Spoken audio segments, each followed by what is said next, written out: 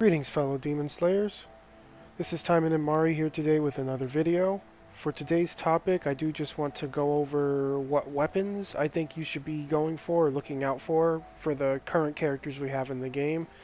That way, if you get something from the gacha and you may not be sure, this will help you clear up what's worth it from a weapons perspective. So with that being said, I am going to get right into it. I want to go back to the weekly mission screen before anything. I miscalculated. I don't know why I thought that this login here gave you 10 gems a day. It's a total of 4 logins for just 10 gems. So that actually puts the weekly mission at 70 per week, not 100. I do apologize for that error. So to make things quick and easy, the total gems you'd be getting a month as a free-to-play is 850. And that does require you to do the special mode 4 times a day. If you're doing the special mode 3 times a day because you can't make it 4 times, it will be a little less, somewhere in the 700 range. If you are doing it 4 times a day, it will be a total of 850 with everything we discussed in yesterday's video, which is still really good. Like, I still stand by it being a very healthy economy. 850 crystals is 20 pulls a month. It's just over 20 pulls a month, especially if you are doing the half off initial pull that each new banner brings for the 200 gems. You're getting roughly 25 pulls a month. So it's still very viable to save for pity. It's still very viable to farm up the amount of gems you need to get what you want in this game. Obviously you won't get everything, but you will be able to save up for extended periods and pick and choose stuff that you really want as it does release, or get skins for your characters, get new characters, and what have you. So now that that's cleared up, I do apologize for the miscalculation. I am going to go right to the gacha screen. We're going to come to our ticket gacha, and we are just going to look at weapons. Let me find them. There we go. Okay, so out of the current weapons in the game, the ones to really look out for, first we're going to look at what Asagi would be looking to have. We're going to look at the Naraku. This is a very worthwhile weapon for her. You just have to kind of play like an MLG playstyle. You don't want to really be getting hit or she'll lose her stacks. But we see for every attack that she lands, she's going to get 1% damage added up to 50 stacks. This is really good. The only way these stacks will fall off is if you don't hit anything for 8 seconds or if you get hit. So like I said, you do have to kind of play a playstyle where you're playing borderline optimal, you're not getting hit, but if you are able to do so, you're getting a lot of damage rewarded out of it. 50% damage is nothing to scoff at, and that's for just all attacks. So this is one of the weapons to look out for if you are an Asagi main. It's definitely worth it. The other weapon we will look at that is worthwhile for Asagi is the... I'm not going to try to pronounce that. I think it's like the Yamikuimaru. Anyway, the ability on this weapon is also really good, and it kind of makes up for what the other weapon... Like, the other weapon's drawback is basically if you get hit, you are losing that damage. So this weapon kind of works around your critical hits. Each critical hit that you do deal increases the damage dealt by 4% for 7 seconds, and it stacks up to 5 times. These stacks do not fall off unless the duration runs out, and they do cap at 5. But 4 times 5 would be 20% damage. It's less than the 50% from the other weapon, but you can get hit while using this. You just have to be making critical hits. And as you see here, the weapon active increases your crit rate by 18% for 12 seconds. So it's very possible to land those hits. The only drawback to that active is you will need to farm 6 energy particles to do so, but that's not really super bad. If you're burning through mobs, you'll get those no problem, and you'll be able to easily proc the passive on this weapon and dole out DPS. I don't really think one weapon is better than the other. They are both great weapons to look out for if you're playing Asagi. The Naraku is going to have a higher upper damage limit, but will require less errors in your gameplay. Whereas the Yamikuimaru, you can make errors, you can take hits, and still get consistent damage. It's just going to be a lower upper limit, and it does rely on criticals. So you would probably want to put yellow Magatamas into the weapon, as opposed to attack for this specific weapon. Next we are going to look at the gear for Sakura. She follows kind of the same rule as Asagi. The Phantom Knife is going to be your highest upper damage limit weapon. The critical damage increases per hit, and it's the same rules. It falls off after 8 seconds if you do not hit anything, and it stacks up to 50 times, and if you are hit, you do lose all stacks. Now for this weapon and the Naraku, if you notice I didn't really talk about the actives. It's more optimal to just keep the stacks and play the weapon as opposed to throwing every stack away for the actives, in my opinion. Like, when I run Phantom Knife, I don't use the active. Like, when I started the game, I tried to, but the AoE is really small, it's not really worth it. Like, it does deal nice damage, but I just get way more damage from just stacking the crit damage from not getting hit and doing my skills and ultimate that way. I'm pretty sure the same rule will apply to Asagi. You just want to keep the 50% buff. You do not want to be throwing the active around.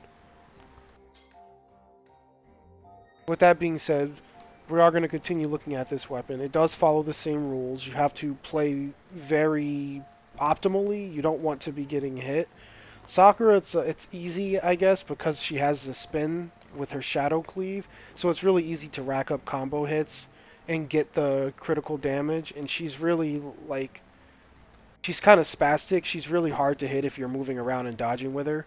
So I find it pretty easy to keep the stacks up. Like, every once in a while she'll get hit, yes, of course, but like, it's really easy to dodge with her. She's really fast, and a lot of her moves port her. So you'll find that, like, when you get used to her playstyle, that you're not really getting hit that much. Like, you'll be able to get up to like 30 and 40 stacks really easily and dole out damage before you get hit and burn through a bunch of rooms. So I do think this is a great choice for her. And again, as I stated, she follows the same rule that Asagi would, whereas the Garo Kiba is also very good for her for someone who doesn't want to manage not getting hit. You're just going to do, you know, the same thing. You're going to farm up your 6 special particles, or Taimanin particles rather, increase your critical rate by 18% for 12 seconds, and just dole out critical hits, and try to keep your stacks up to get the 20% damage boost. But your highest upper damage limit would be the Phantom Knife. So, looking at those two weapon trees for them, both characters are going to kind of follow the same rule. Looking at Greek Fire, this is the optimal weapon for Yuki Kaze.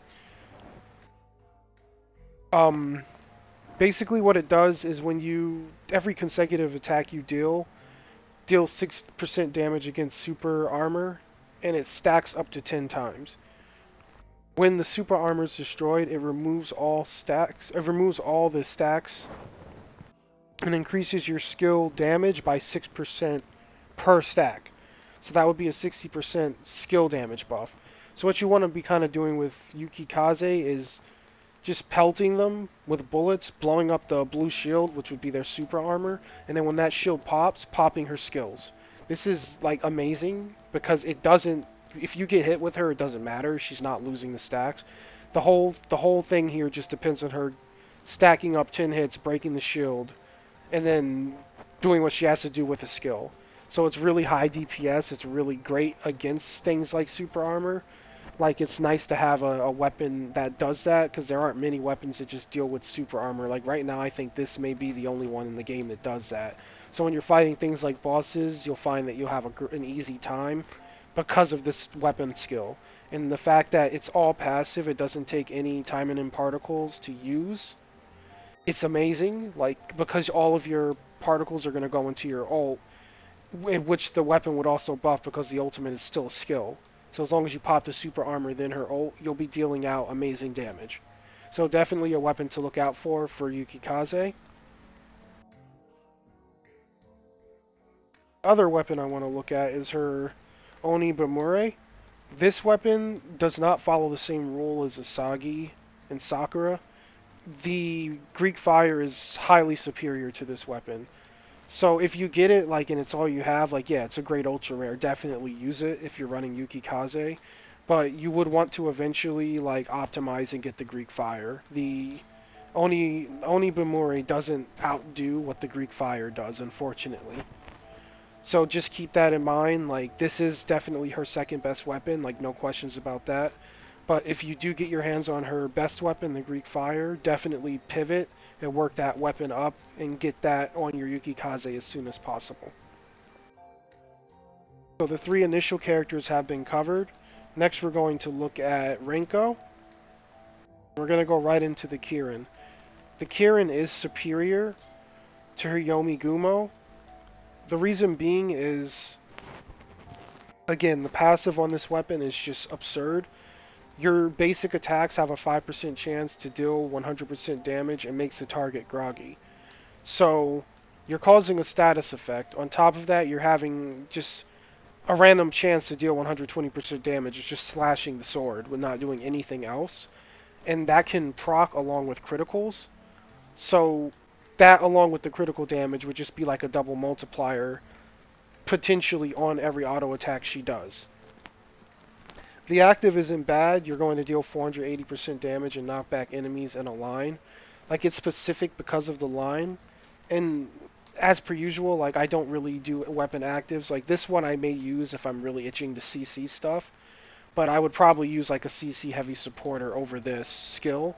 But the passive is just not something to frown at. The potential to deal 120% damage off of just basic auto attacks is nuts. And then you get a status effect on top of that.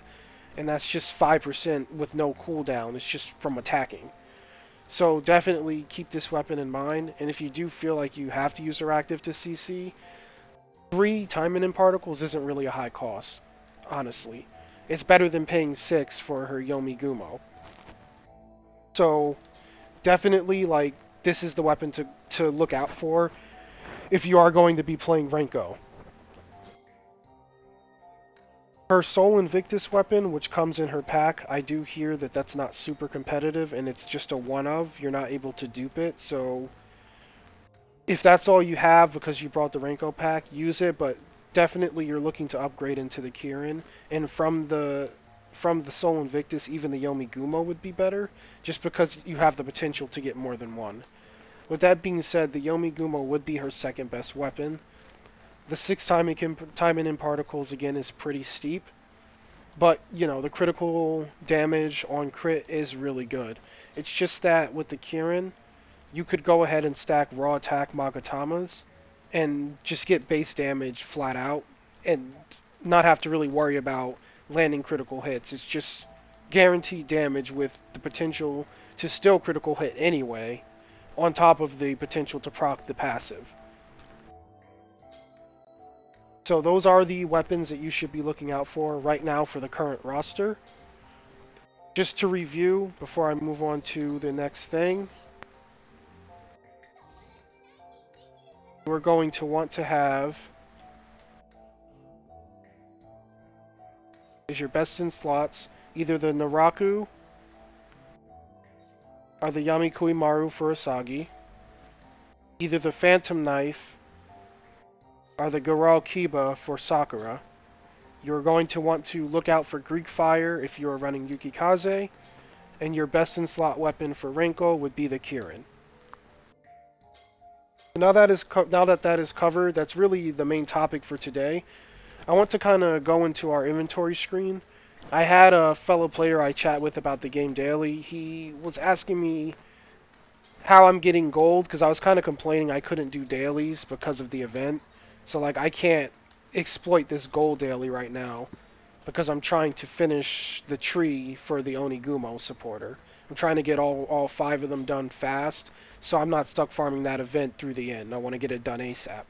So what I do for money when I can't farm the gold daily, because my gold has kind of been going up steadily, like I'm sure you guys noticed that in the videos, I'm not using AP potions. Like, if I go to my inventory and go to the materials here, you can see I'm still sitting on my 22 AP potions. I'm not burning them to just farm gold or do that. I'm not fast forwarding the game. I'm basically, when I use my BP, I get a bunch of Magatamas here. So if we look and we just hit the sell button and just do like auto select for, oh, we'll get rid of that one. So these super rares, if you're able to farm hard, you're going to get the super rares guaranteed. So if you just dump all 5 of your BP on a hard mode run, that's 5,000 gold right there. So like you're probably not going to get 10 a run. But if you're just like patiently using your BP whenever it comes up or whenever you have the chance, you're going to find yourself with almost a full inventory, and it's going to mostly be Magatamas.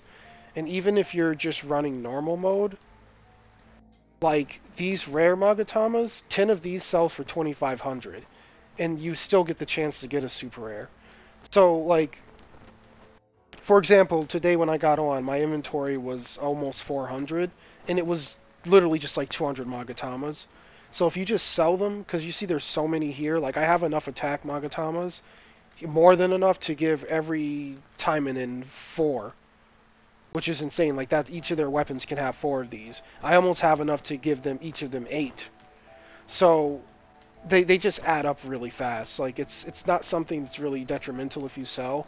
Just make sure you're not selling the ones that you're using. Like the game won't select them anyway. Like you see if I click sell and clicked auto select, like it's not going to go for what you have equipped. All of these are locked because I have a habit of locking things from Phantasy Star.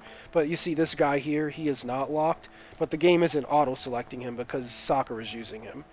So just keep in mind, Magatamas are a way to make money. I also sell like rare weapons that I have a bunch of dupes up. I try to keep one of everything because I don't know, I like to hoard stuff. But like rare weapons, I haven't really been like investing resources in duping them or like awakening them. Like I did a couple times for these, I think for like some sort of daily or something on the mission pass. I don't remember, but they were cheap, so I did it here. But like as a general rule, I only look at like doing stuff for super rares and ultra rares. So if you have like a bunch of rare guns that you got from the gacha, you can go ahead and sell them too. And the beauty of selling them, as you see here, like if I click, or rather if I click sell first, and then we'll just like click on one of these guns, you're going to get 1,000 gold, but you're also going to get 2 mileage points because the item is coming from the gacha. Which is another thing to keep in mind. You don't only get mileage points from pulling, you can also get them from selling things that dropped in the gacha. So for example, I have a bunch of this Asagi sword. When I do decide to dupe it, I might sell the extra. It's the same situation. You click sell. This would actually give you... Wait, not that one. Okay. This would actually give you 10 mileage points. So every 10 super rare weapons you sell, you're actually getting 100 mileage points. And then the weapon by itself would give you 5 gold, even at just level 1. And then if we go up to an ultra rare, we'll go down to this one. That would give you 15,000 gold and then 50 mileage points. So it's good to note that you don't only get mileage points from the gacha, like from pulling the gacha rather. Gacha items do sell for mileage points. I wouldn't just go willy-nilly and sell everything you own to like rush into getting Shisui, but just the fact that the option is there is nice. And it does also apply to supporters. So if we go to like a rare supporter, she would sell for 1,000 gold and 2 mileage points, the same as a rare gacha weapon. We click cancel, we hit sell, we look at a random super rare supporter. Look at this Fuma. She would be the same as a super rare weapon, 5,000 gold, 10 mileage points. And then if we were to look at an ultra rare, we'll look at Kaoru. It would be 50 mileage points and 15,000 gold. So the prices are the same for each tier of rarity between the weapons and the supporters. And the fact that you can earn mileage points this way for stuff, if you're sure you're never going to use something, definitely throw it away. Like I love when games have like recycle systems like this, because then you could turn around and save up those mileage points that you do get to get your hands on a Shisui, which would be insanely helpful when we do get the arena in the game. So it is a slow grind, obviously, pulling in the gacha and selling things from gacha. It is definitely slow, but those mileage points will eventually add up. You'll definitely be able to get 15,000. It might take a few months, it might take 6 months, but the fact that you're able to get like a meta supporter just for doing that is just amazing. Like most games will lock them behind some crazy paywall or some pity where you have to like pull all day and waste a lot of money or farmed resources to get. This is just, you can naturally play the game, do your gacha pulls, whenever you do decide to do them, and earn the materials to either sell for mileage points or earn them through the gacha. So with that being said, that does cover everything I wanted to talk about today. like I said, if you are finding yourself strapped for gold, like probably be a little frugal about selling off weapons from the gacha, you know, if they're more than the rare rarity. And the same thing with supporters. If it's more than a rare supporter, try to be frugal about selling them off. I do dupe my rare supporters just for collection purposes, but if you're not going to dupe them at all and you only want to get like say their affection level max for the gems, then just do that and sell all the dupes and you'll find yourself swimming in mileage points and gold. But the priority here, you get these easily without having to pull gacha. Definitely sell Magatamas. Like, they are used to level each other up, but if you're pressed for gold, you're not going to have the gold to level up a Magatama anyway. Like, for example, I have this super rare here. If I go to upgrade and just, like, click a bunch of these to, like, level it to 5, that's 12,000 gold. I only have 10,000. And then I would have to upgrade it, and then I would have to polish it, and that would cost more gold.